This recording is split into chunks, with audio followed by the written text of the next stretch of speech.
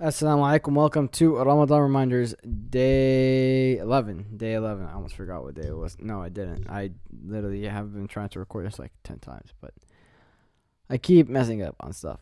Anyways, this is going to be the one because I really don't want to re record.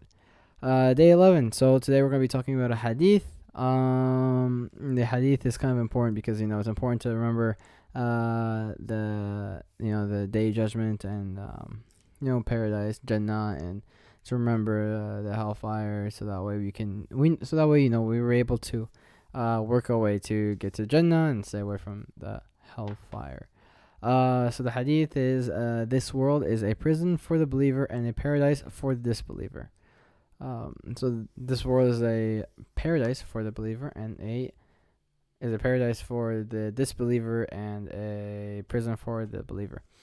So obviously we can see this in our daily lives, right? So people, the disbelievers, to them this is so much better. I mean, because in our religion we know that disbelievers, for them this is their paradise. This is what, everything that they want, they can get here. There's no restrictions for them.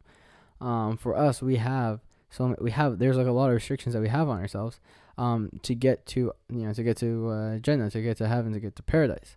And so that's so for us this is kind of our prison. We're locked in, and we're working our way. We're kind of, you could say, we're doing our time, just trying to do our time, have get out early for good behavior.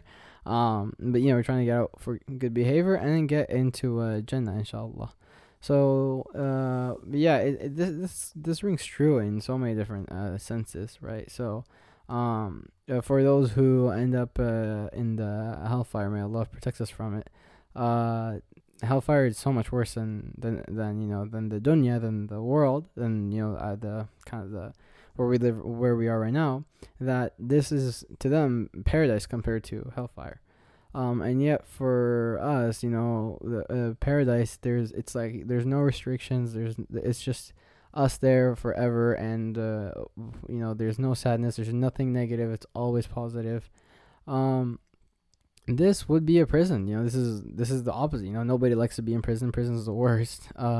It's awful. And so this, maybe right now, you feel like, okay, life isn't bad. Life is fine. But like, we know, in the Quran and the Hadith and the Sirah and everything, we know that that Jannah is so much better, that it makes the earth look like a prison.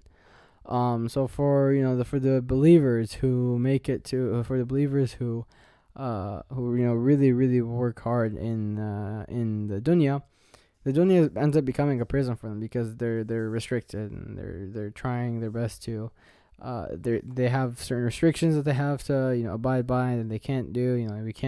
We can't drink alcohol. We should take good care of our body, so you can't just like splurge on junk food and stuff like that, which is like weird. But like most people like don't actually think about it that way. But yeah, we have to take good care of our bodies. We gotta take good care of our friends and family. Our people have rights upon us, so we have to take care of them. We have to visit the sick in the hospital to make sure that they're doing well.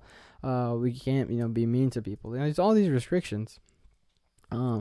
But it all ends up becoming worth it. Because once you get into Jannah, there's nothing better. So inshallah, we all make it to Jannah, and may Allah protect us all from even the sight or the just hearing the hellfire, hearing the screams from the hellfire. I just wanted to also remind you guys, it's important to remember death. Death is very important to remember, because it's going to happen. It's the only thing that's guaranteed in life. Death. You are always going to be guaranteed death. There's nothing else is guaranteed. The Prophet Muhammad ﷺ said, "أذكروا ذكر هذه من لذات." Remember the destroyer of pleasures, which is death. Remembering death is very important. It keeps us kind of, you could say, clean and focused on where our true priorities should lie. Other than that, that's my reminder for today. Remember death, and understand that the world is a prison for the believers and a paradise for the disbeliever, because the akhirah is inverse. It's the prison for the disbeliever and the paradise for the believer. Salam.